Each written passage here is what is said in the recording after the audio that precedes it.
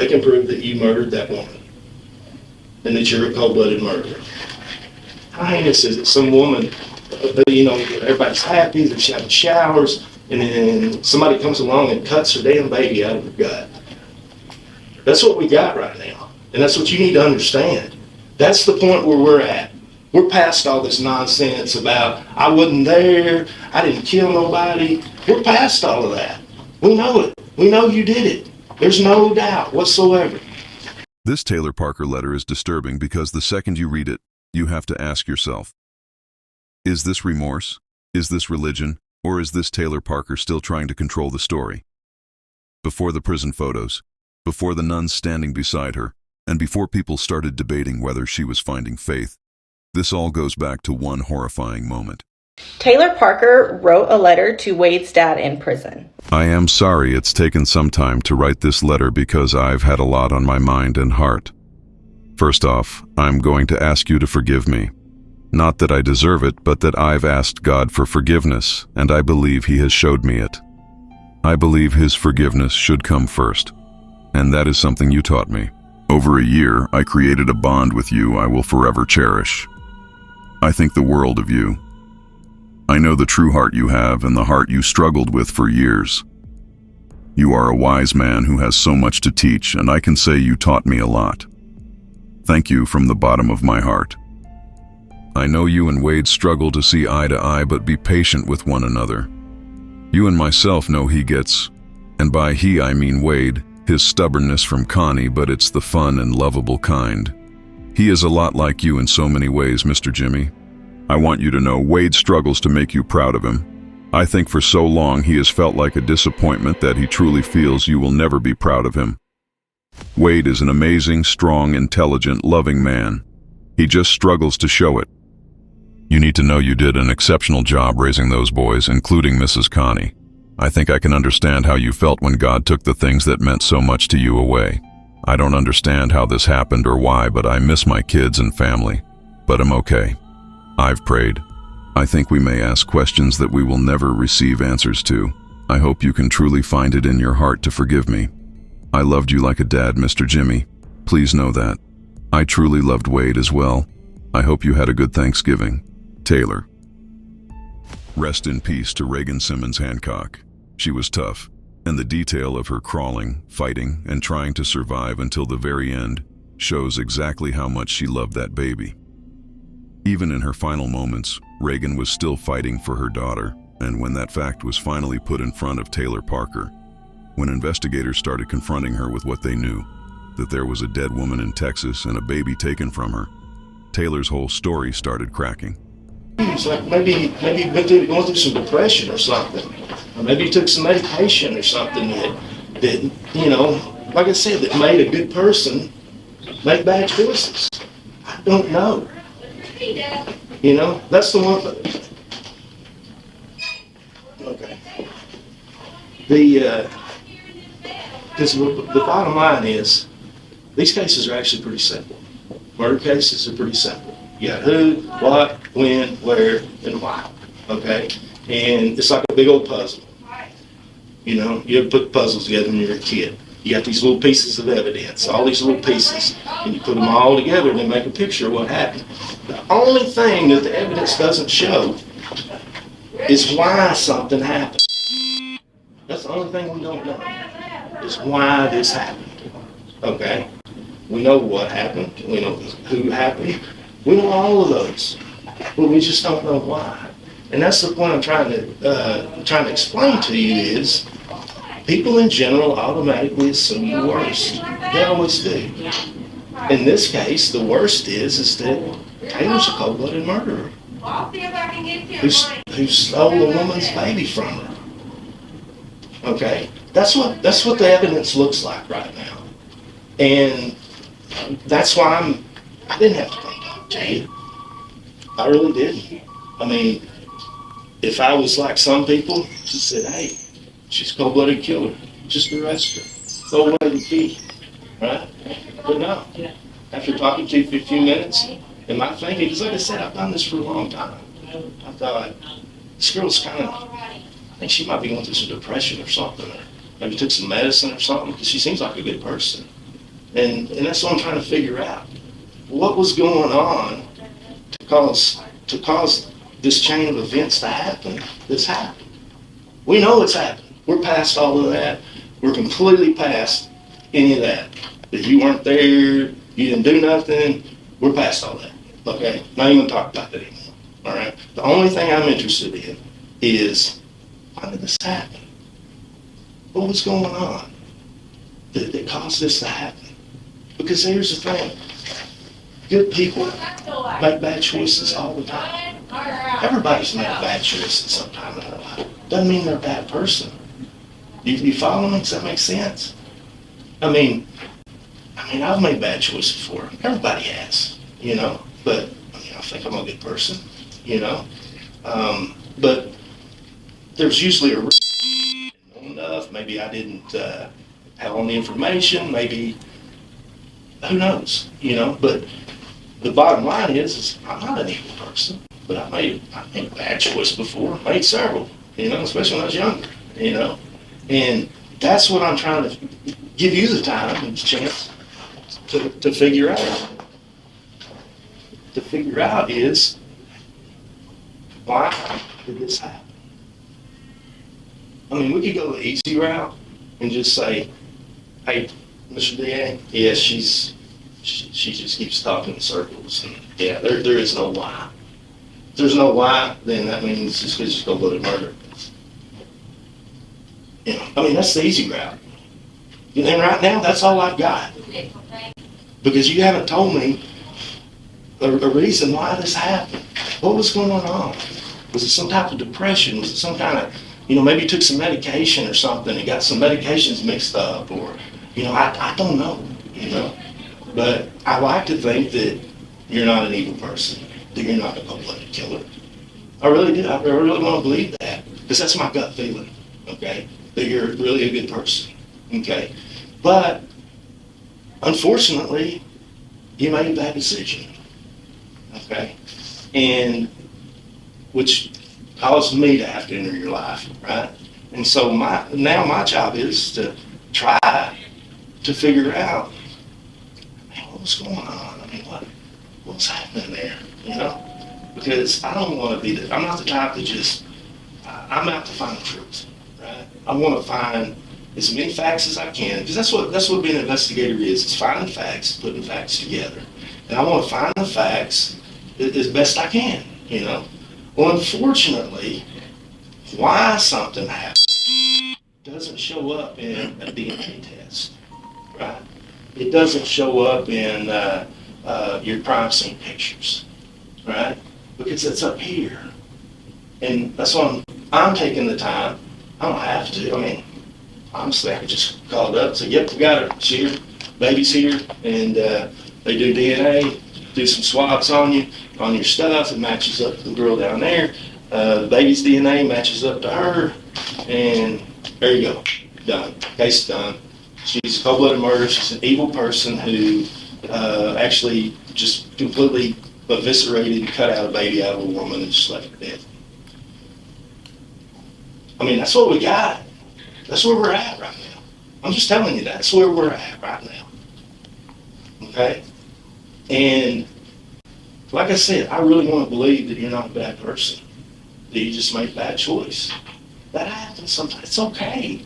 It's okay you made a bad choice. Everybody does. But we just have to, what was going on, You're going to have to help me explain it, because I want to believe that you're not an evil person, you're not a bad person. I want to believe that there was something going on up here. Maybe they have some there's some mental things that where people have attention. There's conditions. Munchausen by proxy, Munchausen. There's 10 or 15 different ones, but a lot of times it's psychological stuff. People, their brains kind of get off whack a little bit, you know what I mean? And their thinking's not quite right. And so, and if that's the case, man, I'd like to help you. You know what I'm saying? Get you some help.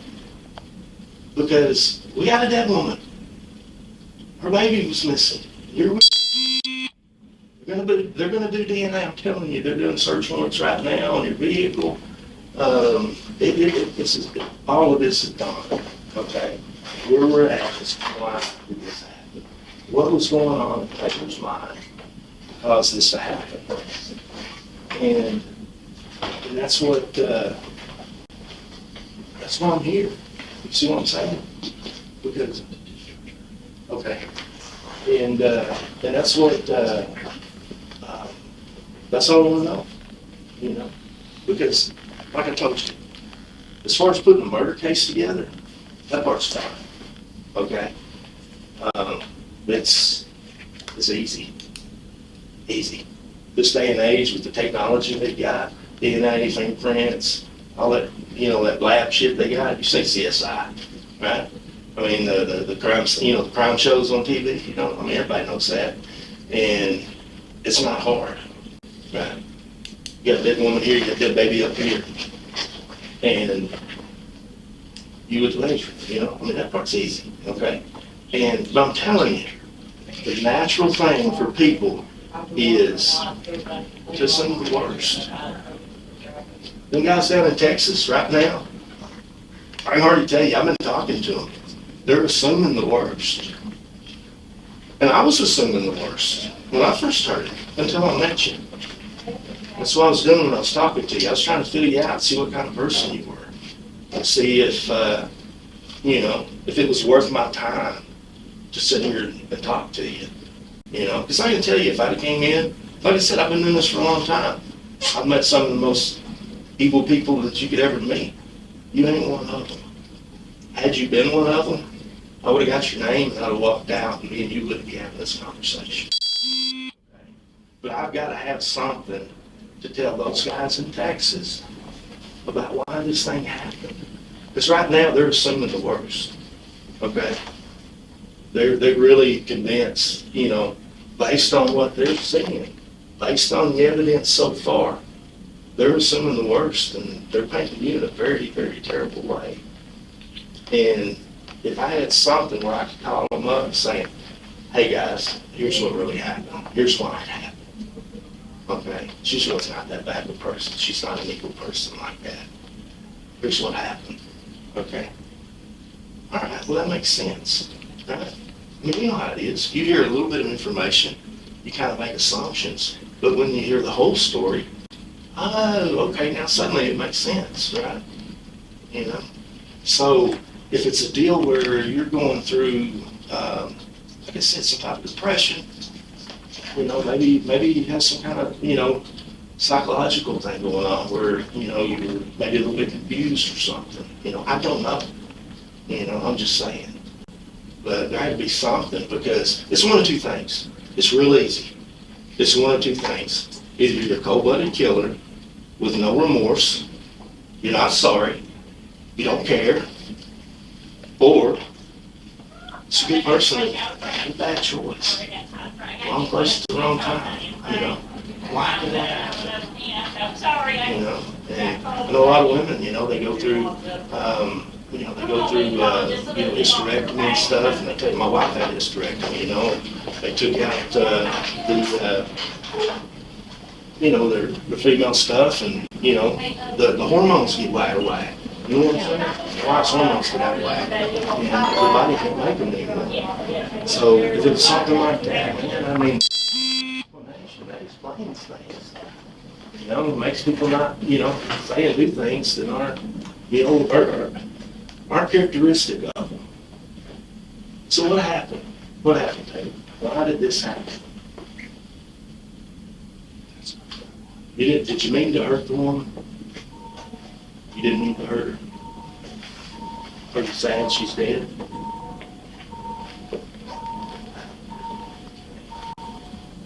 Is it the deal you just wanted a baby so bad that it just kind of overpowered your brain and everything? My head's been hurting. Your head's been hurting? I had a stroke in 2015. Okay. Well, see, that's what I'm talking about, you know. It gives me something to explain to them. Help them understand what they're seeing and why they're seeing what they're seeing. You see what I'm saying? So what happened today? I mean, I mean, how did this all come about?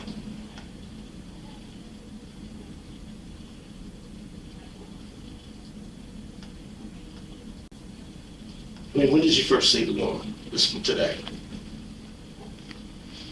She checked on me.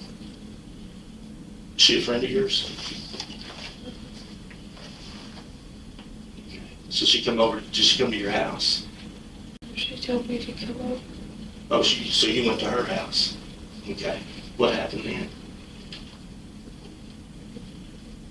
Don't really remember. Yeah, come on now. Yeah, you do. Yeah, you do. So what happened? You go over to her house and what happened?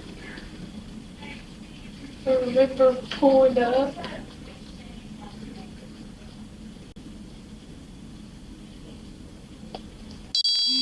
You go inside.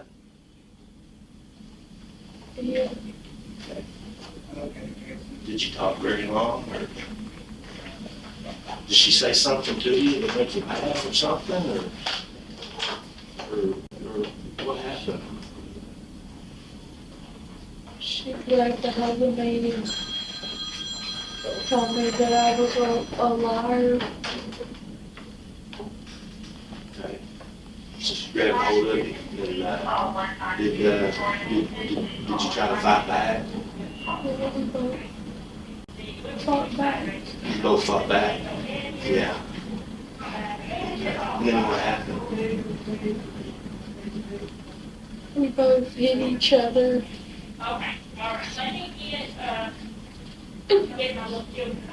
And she hit her head on the table. She hit her head on the table. Okay. That's okay. Hey, that stuff happens sometimes, you know. Stuff happens. It's all right. So what happened then?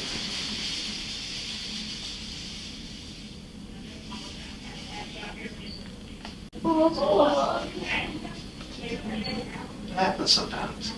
It does. Well, I mean, people have strokes and things. Yeah, you can. You sure can. So did you put her in the car? Did you put her in your vehicle at that point? no. Okay. How did she get out on the road out there? They said they found her on the side of the road. No, I didn't move her. You didn't move her. No, Okay. So she was still in her house? Okay. So do you think she had died when she hit her head? Was it a deal where maybe she, when she hit her head, did you think she died and you were just trying to save the baby? Yeah. I really wanted a baby. I understand that. That's okay. Well, and that shows what a They good person took you it are. away from me. That shows what a good person you are.